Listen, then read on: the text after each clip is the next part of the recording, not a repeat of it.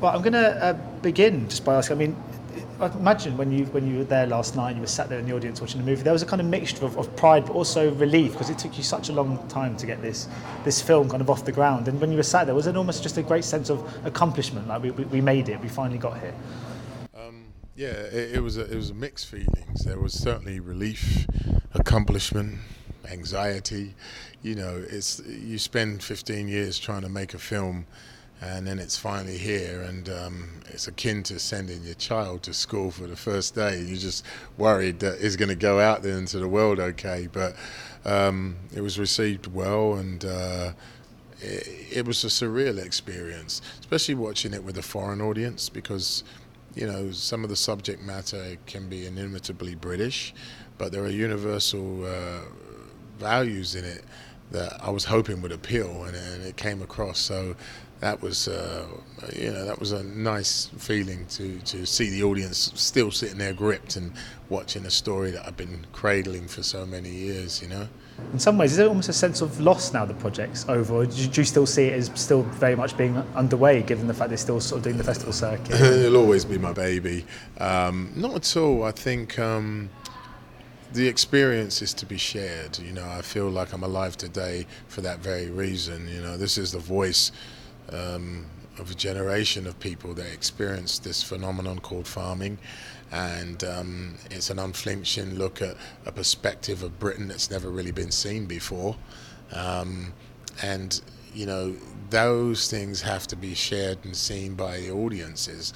So it's a joy actually that it goes out there, and the broader and wider it goes, the broader and wider my grin becomes, you know what I mean? But yeah, I want it out there in the world, to be honest, and you want it to be received, you know.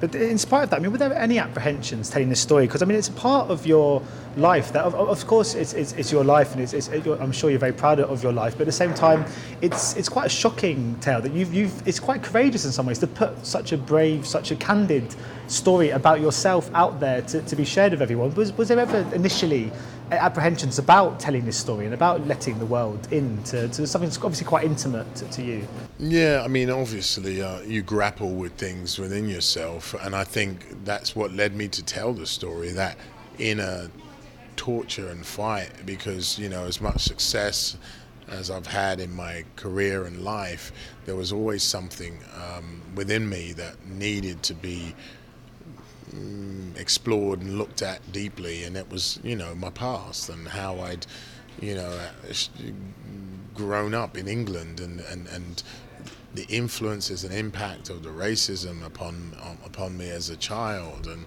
you know, perhaps some of the neglect and abuse that I suffered as a child, and you know, I'd been in denial about that. I'd tell myself, oh no, it was great, and you know, because I wanted to honor my parents, but ultimately that was denial, and that was the courageous part, to actually be honest with the realities of what went on, and then the next step of then telling the world. But I'm in a creative medium. I feel very fortunate to be in this realm of, you know, acting and directing, because it gave me that platform to, you know, creatively, cathartically exercise these emotions and share them with the world. So yeah, man, it was a deep journey, but ultimately, like I said, it's a rewarding one. And I think ultimately, you know, you can fool everybody, but you can't fool yourself. And I think the real truth in life is being true to who you are, because the truth of the matter is, and as this movie shows, whatever I've gone through in my life has been the springboard to the success and to the man who I've become today.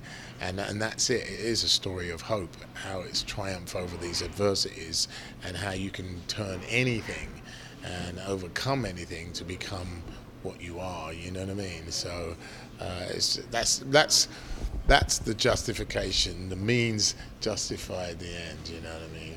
And was there one scene? Or the ends justified the means. That's the word. I mean, there was some scenes that I found incredibly difficult to sit through. I mean, it was really quite hard to watch at times. But was there one scene in particular for you that you find every time you've seen it to be the most moving, or the one that you most get emotionally kind of involved in? Is there one particular sequence that really affects you?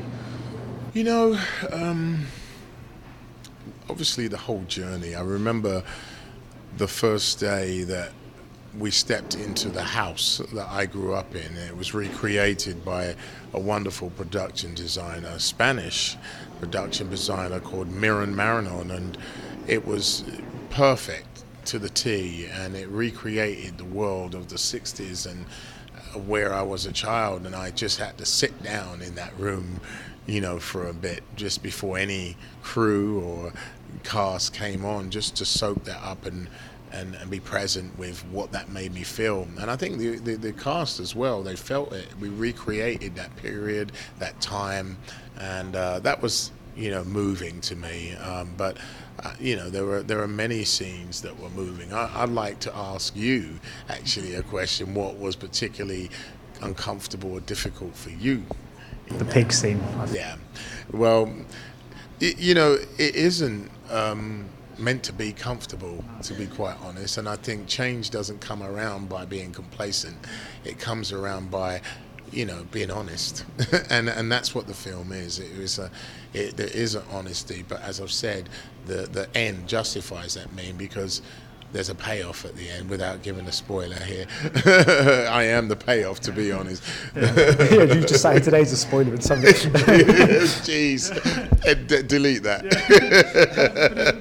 My final question was just because I think we've always associated racism in some regards, particularly in kind of mainstream media, with being a kind of American problem in some regards. And I just wondering, a couple of sort of double question really, in the sense that was it quite important for you to portray a side of England that was very honest and real to you, that a lot of people perhaps didn't know about? And secondly, was there challenges for you in when you were setting it? Obviously, it was such a long journey. Do you think that part was down to the fact that you're not just a first-time filmmaker, but you're a first-time black filmmaker making a movie about race? Do you think that was partly what was made? Because obviously, this industry at times could be not so accommodating to first-time filmmakers. Yeah, I think at the time I was making the movie 15 years ago, it certainly wasn't the space for this type of film to be made. I mean, here we are in the era of diverse voices being heard. That wasn't the time then. There were many hurdles and hoops I had to jump through. I was an actor who was trying to direct. That was a time when actors were, supposed to stay in their lane. I was also an actor directing an extremely ambitious project, which was, a period drama with many children in it and stars. And you're a first-time director, so that was another hurdle which I surmounted by directing the short, which I self-financed, and so people never questioned that I could direct. But then there's the subject matter and the unflinching look at life from a black person's perspective in Britain. And as you said so eloquently, we in Britain are very aware of the black American experience, but all they know mostly of Britain is the monarchy, James Bond, the Beatles, but there's a very, very real and important contribution that the black immigrant population has made to what we consider to be Great Britain. And I felt it very important for me to share an honest look at what it was, what life was like for us growing, for essentially the first black British to be born, first black British generation to be born on British soil, what that experience was like. There are 8 million of us in Britain, 2 million of them are Nigerian. This phenomenon is peculiar to the Nigerians, and it was important for me on a broader scale to share that experience for that generation. But on a personal level for me, it was cathartic. But this is not simply about a movie about race. It certainly brings it up, and those issues will always come up, because I believe the black British population exists in a state of tolerance and not acceptance. And until you do accept it as integral part of the fabric, there will always be ripples of racial discontent, as we've seen with Amber Rudd's resignation, trying to get rid of the West Indian pensioners. Do you know what I mean? I mean, you will always have that, because these issues are never really looked at and evaluated honestly. They're swept under the carpet, and that's why you don't even know that farming existed. Yeah, I had no idea. And what this film does is it raises the carpet and takes an unflinching look at black life in Britain. And it's not something to be shied away from. I think when embraced, there's a wonderful contribution. There's a fusion of cultures, Wonderful music come out of that, wonderful style, wonderful culture of mixed race children. And I think the more we embrace that, the more we will speak to the promise of what is Great Britain. And this film does that.